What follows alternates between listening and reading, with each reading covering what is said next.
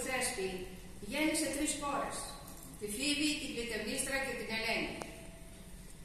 Την Ελένη τη ζήτησαν σε γάμο οι πλουσιότεροι νέοι της Ελλάδας. Ανάμεσά τους όμως ξέσπασαν φοβέρες, γιατί όλοι την ήθελαν δική τους.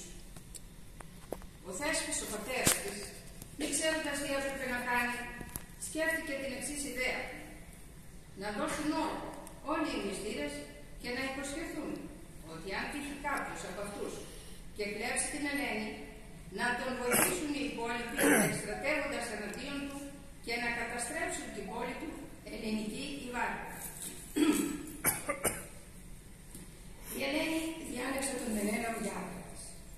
Ήρθε όμως από την Τρία ο Λάρης, χρυσοστολισμένος, ερωτεύτηκαν και έφυγαν για την Τρία. Τα νέα έφτασαν στο Μενέλαο, ο οποίος επιστρέφοντας γύρισε όλη την Ελλάδα, θυμίζοντας σε όλους τους μυστήρες τους όρκους που είχαν δώσει, ότι πρέπει δηλαδή να τον συνδράμουν και να πολεμήσουν στο πλευρό των Ατριδών. Έφεσαν λοιπόν όλοι με το στρατό του στην Αυλίδα και διάλεξαν για αρχηγό τους τον Αγαμένο, αδελφό του Μενέλαου. Ο στόλος των Αχαιών όμως δεν μπορούσε να σαρπάρει λόγω της άφηνας που επικρατούσε και τότε ζήτησαν τη γνώμη του Μάντη Κάλου, ο οποίος έβγαλε κλεισμό και είπε ότι θα έπρεπε να θυσιαστεί η Ιφηγένεια, κόρη του Αγαμένου, στη θεά Άρτεμη που είχε πει το ιερό της. Ο Αγαμέμνονας, σαν πατέρας, δεν ήθελε να θυσιάσει την κόρη του. Μεταπίστηκε όμως στη συνέχεια από τον Μενέλαο και έστειλε γραφή στην Κλητεμνίστρα να φέρει την Ιφηγένεια για γάμο τάχα με τον Αχιλλέα, ο οποίος όμως δεν ήξερε τίποτα για το γάμο αυτό. Ο Αγαμέμνονας ξαναγυρνούσε όλη τη νύχτα και στην προσπαθειά του να σώσει την κόρη του, γράφει δεύτερη γραφή στην Κλητεμνίστρα να μην έρθει με την Ιφηγένεια, λέγοντας: άλλο καιρό θα γίνουν οι γάμοι. Άλλο καιρό θα γίνουν οι γάμοι. Άλλο καιρό θα γίνουν οι γάμοι.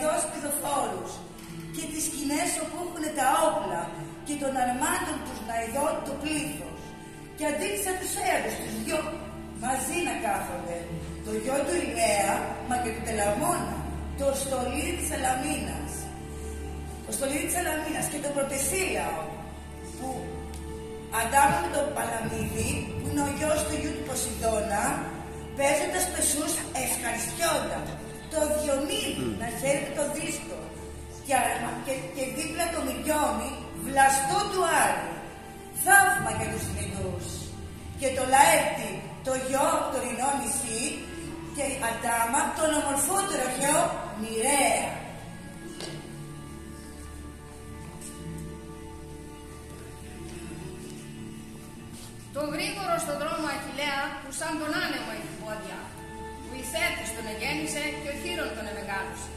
Τον είδα στα βότσαλα και στο γυαλό να τρέχει με όλα του τα όπλα φορτωμένος. Πεζός αυτός παράβγαινα με άρμα που τόσερναν 4 άτια. Μπρος πίσω πήγαινε και ερχόταν για την νίκη. Τα πλοία μέτρησα και χόρτασαν τα μάτια μου με ανίποτη εικόνα. Με λένε γλύκα.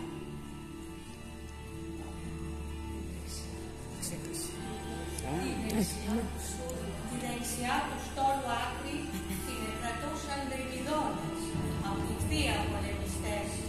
Κι ήταν τα πλοία τους 50 πολεμικά. Κι είχαν στις πρίμες μυρίδες θεές, από χρυσόν αγάλματα καστημένες. Κι ήταν το σήμα του στρατού του Αχιλλέα.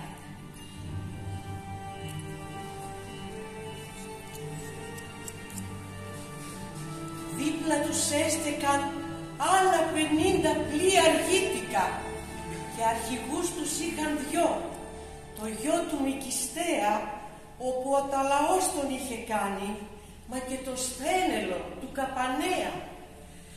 Παρέκεινα βλοχούσε του Θησέα ο γιος, με Αττικά 60 πλοία και την Παλάδα τη θεά σε άρμα με άτια φτερωτά είχε βαλμένη. Καλότυχο ένα σήμα για τους ναύτες. Και των βιωτών την ναυτική τη δύναμη ήταν 50 πλοία στολισμένα με σημάδια. Ήταν ο Κάδμος που κρατούσε χρυσό φίδι πάνω στις πρίνες και αρχηγός αυτού του στόλου ήταν ο Λύητος που από τη γη είχε φυτρώσει. 50 ακόμη πλοία έφερε σαν ήρθε από Φωκίδα και Λοχρίδα ο γιος του Ηλέα και από το Φρόνιο την ξακουσμένη πόλη. Και από τις Μικίνες τις Κυκλώπιες φέρνει ο γιος του Ανδρέα συναγμένους ναύτες για πλοία 100. Και αντάμα ο άδραστος, ταγός και φίλος φίλου, εκδίκηση να πάρει η Ελλάδα για εκείνη που άφησε το σπιτικό της και βάρβαρο να πήγε να κάνει γάμο. Και είδα και του Νέστορα από την Πύλο το σήμα του Γερίνιου στην πρίμη. Τον Αλφιό που είναι και γείτονάς του μετά που τον επαραστέλνει πόδια. Κι ήτανε 12 τα πλοία των Ενιάνων και αρχηγός τους ο Γουνέας, ο βασιλιάς τους, και παραδίπλα τους τις Ήλιδας οι αφέντες, που τους ελέγανε ποιούς όλος ο κόσμος και έχουνε τον Έβριτο για βασιλιά τους. Και ο Μέγης οδηγούσε τα άσπρα πλοία των Ταφίων, ο βασιλιάς τους, του Φιλέα παιδί, που έρχεται από τις Εχινάδες, νησιά για τους θαλασσινούς όλο κινδύνους. Και ο Έαντας της Σαλαμίνας θρέμα, τις άκρες πήρε και ένωσε τις δύο, δεξιά και αριστερή, αγκυροβολώντας κοντά εκεί στα τελευταία πλοία τα 12 γοργόστροφα δικά.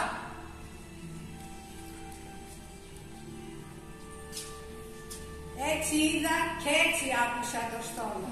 Μαζί του αν τα βάλουν των βαρβάρων τα πλοία πίσω στην πατρίδα τους ούτε ένας δεν έχει γυρισμό. Καθώς είδα το στόλο και καθώς έχω ακούσει στο σπίτι και κρατώ στη θύμησή μου για το στρατό εδώ το συναγμένο.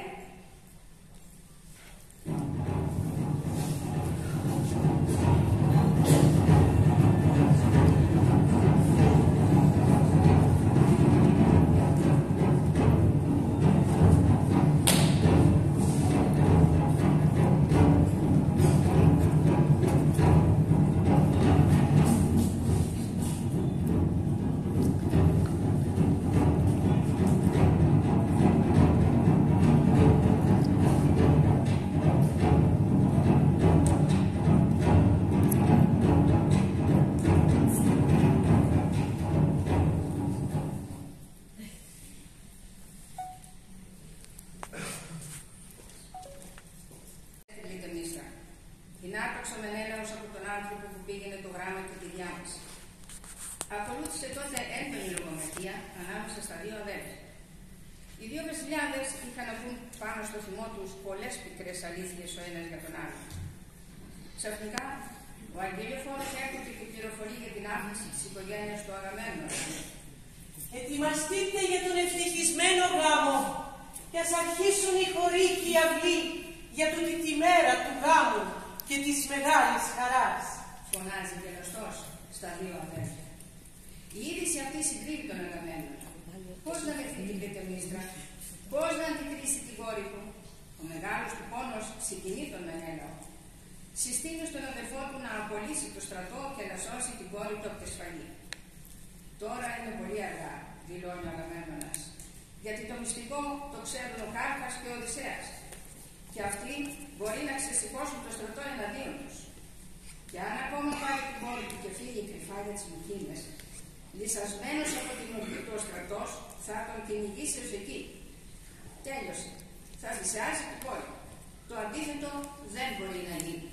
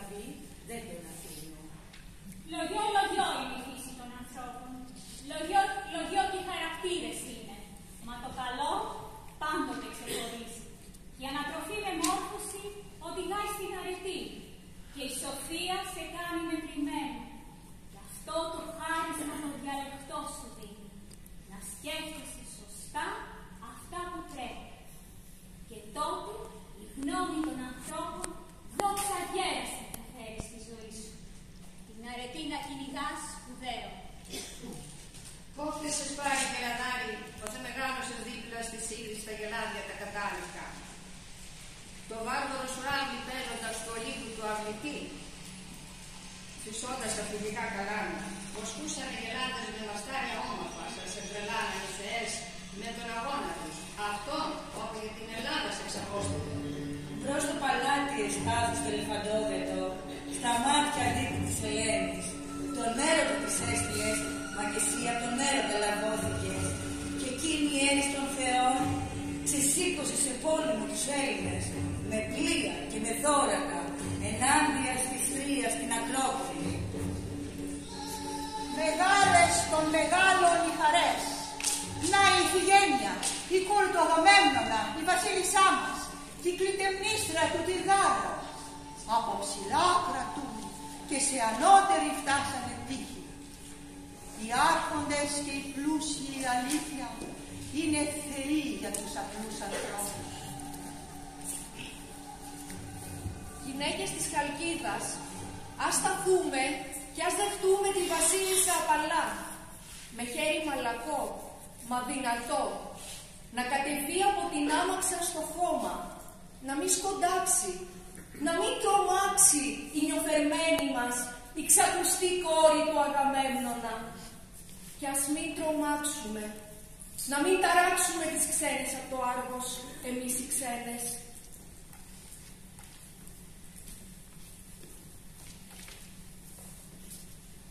Ο Αγαμέμνονας δέχεται πρώτα την Ιφηγένεια και έπειτα καλωσορίζει στολίζει τη γυναίκα του που θέλει να μάθει ποιος είναι ο γαμπρός που θα παντρευτεί την κόρη τους. Μάταια προσπαθεί να την πείσει να γυρίσει στο Άρgos, ώστε να κάνει το γάμο μόνος του. Η Κλητεμίστρα δεν δέχεται να φύγει πριν δει την Ιφηγένεια νύφη. Ο Αγαμέμνονας, βλέποντας ότι με την παρουσία της Κλητεμίστρας στο στρατόπεδο βλέπονται τα πράγματα, πηγαίνει να βρει τον Κάρπα για να τον συμβουλευτεί.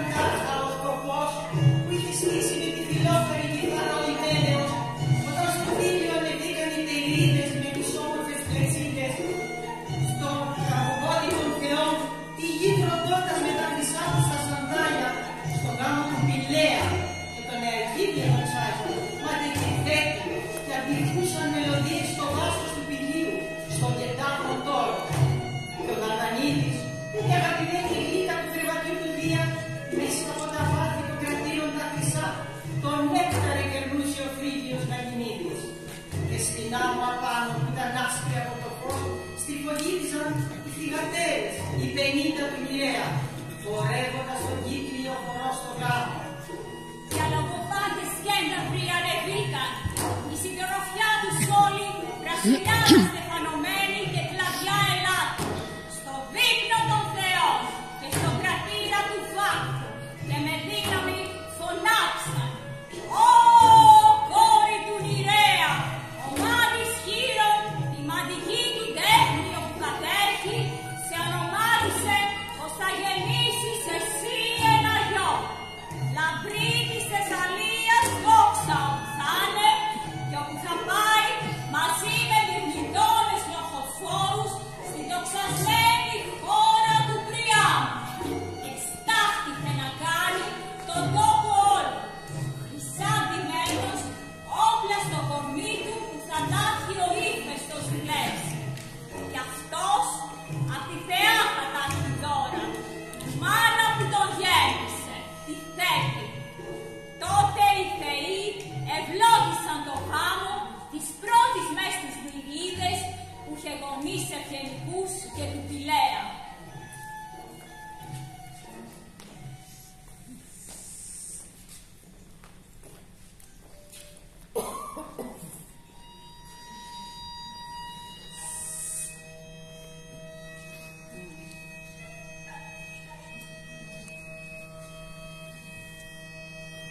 Μα εσένα στο κεφάλι σου, στις όμορφες λεξίδες σου, στεφάνι θα σου βάλουν οι αργοί και τον ανθρώπινο λαιμό θα σου γεμίσουν αίματα, θα τον γεμίσουν αίματα και τον ανθρώπινο λαιμό θα τον γεμίσουν αίματα.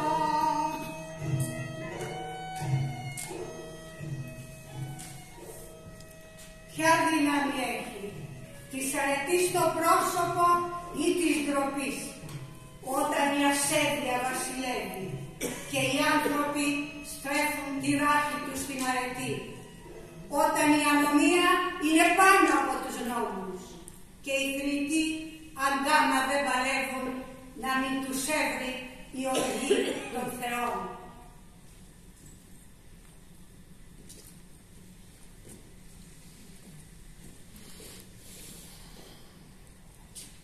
Η Ιφηγένεια δεν έχει πια καμιά ελπίδα. Άκουσε την καταδίκη της από το στόμα του πατέρα της. Μητέρα και κόρη θρηνούν. Ο Αχιλλέας έρχεται οπλισμένος, διαμηνύοντας ότι ο στρατός και πρώτοι οι μυρμηδόνες τους έχουν στασιάσει και ζητούν επίμονα να θυσιαστεί η Ιφηγένεια.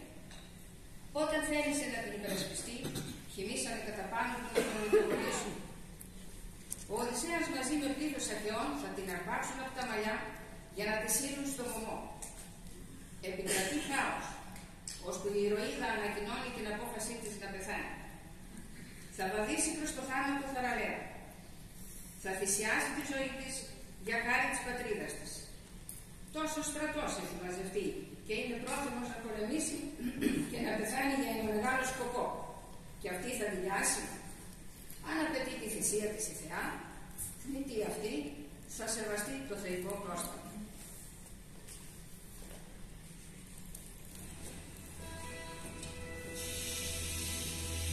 Frigo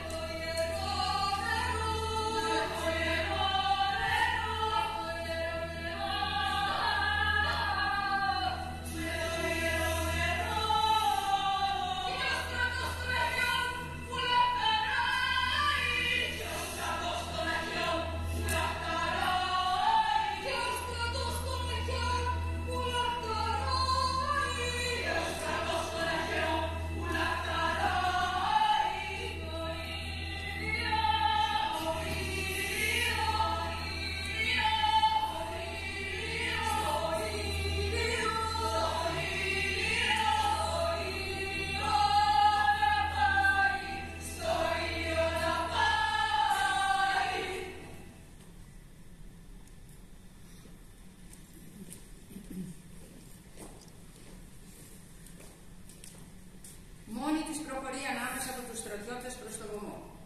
Ξαπλώνει και περιμένει. Ο μάτης Κάρπας σηκώνει το μαχαίρι του πάνω από το κεφάλι της. Ξαφνικά, ένα σύννεφο τυλίγει την Ιφηγένεια. Το αίμα της θυσίας τρέχει στο έδαφος.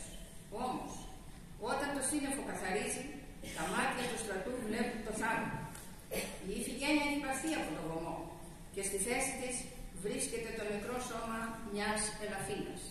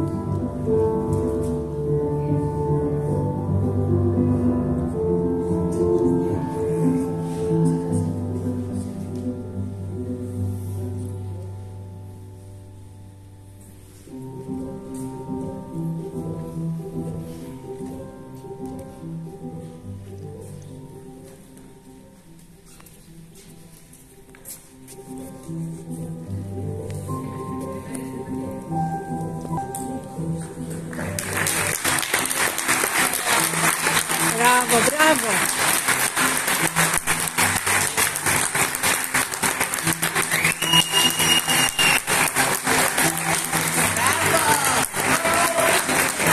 Μπράβο, κορίτσια, μπράβο, μπράβο. Εκτός από τον κύριο Δελαρίνη, τον πρώτο μας μεγάλο δάσκαλο που μας μεταμόρφωσε, είναι και ο Φώτης ο Μαρτυρής. Μπορεί κάποιος από τους δύο να έρθει, όποιος μπορεί, να τον χειροκροτήσουμε πρώτα και να έρθει να μας μιλήσει. Αν μπορεί. Θα σε ευχαριστούμε. Ελάτε. Ελάτε. Πολύ θα χαρούμε. Γιατί μας ξεκινήσατε εσείς, κύριε Δελαρίνη, και έχουμε μεγάλη υποχρέωση σε εσάς. Τώρα έχουμε μια νέα κοπελιά, η οποία είναι εξαιρετική. Θα τη δείτε κι εσείς, ελάτε κι εσείς. Ελάτε εσύ, Φώτη. Ο Φώτης ο Μαρτυρής σας έφυγε ο Φώτης. Γιατί είναι οι δάσκαλοι μας και μας έμαθαν πάρα πολλά.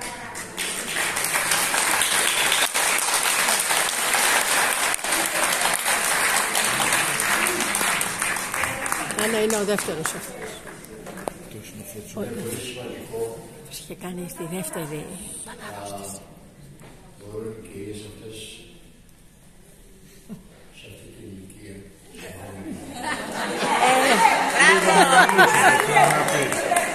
Την ωριμότητά της.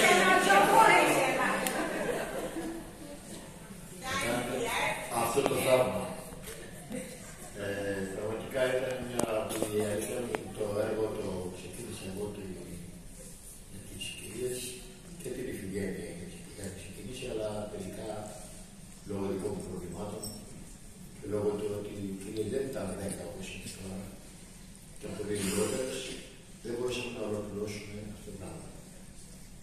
Ευχαριστώ την κυρία Σοφία θα μας το πούμε.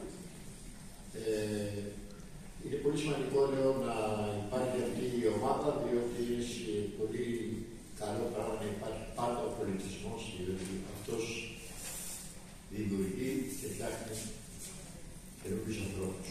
Ευχαριστώ πάρα. Εμείς. Και εμείς.